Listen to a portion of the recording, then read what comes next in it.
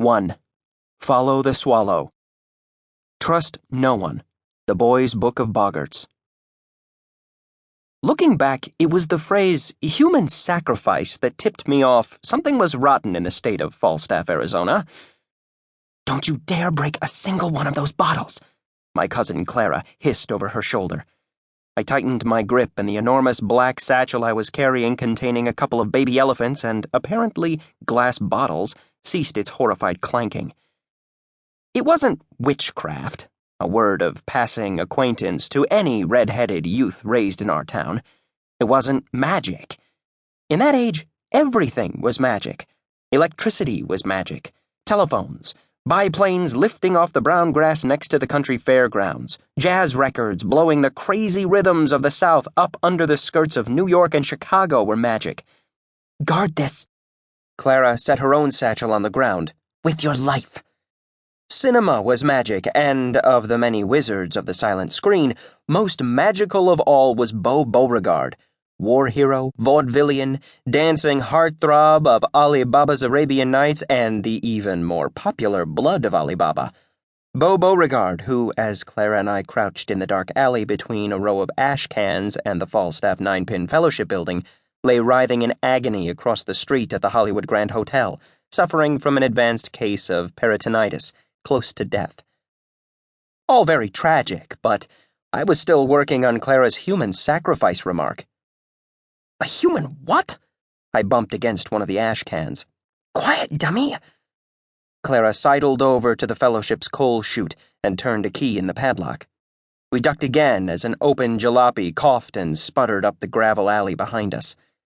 The air was cool, the evening brilliant in that benign way Mother Nature sometimes has, starry bracelets glittering around the limpid wrists of heaven.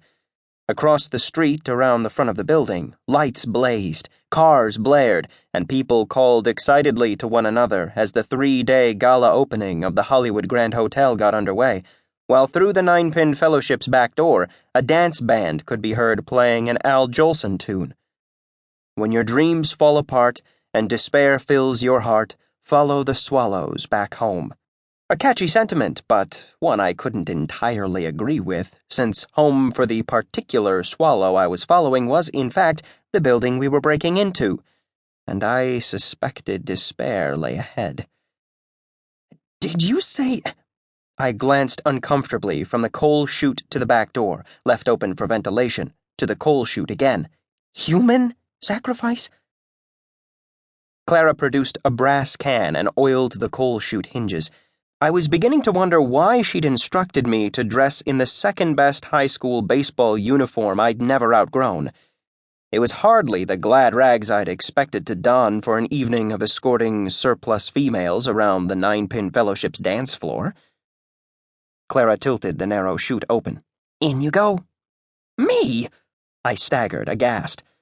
Nevertheless, despite the fact that I was 3 years older than Miss Clara Woodsen, a returning senior at Falstaff University, Delta Kappa Kilta, and a member of the superior sex to boot, I wasn't surprised to find myself, moments later, swallowing dust at the bottom of a very dark hole.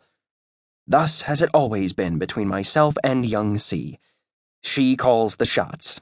I take the lead in the chest. Ouch!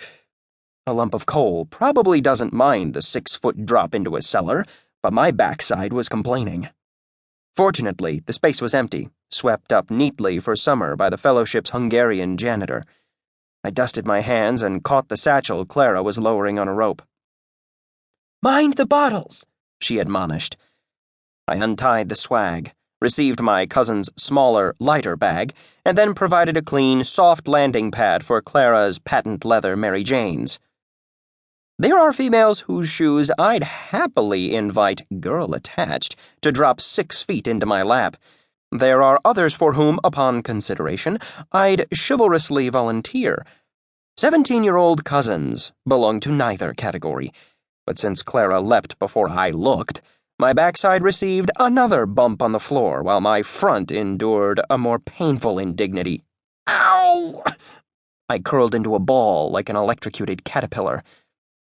"Bernard Benjamin," Clara flicked a flashlight. "Stop fooling around."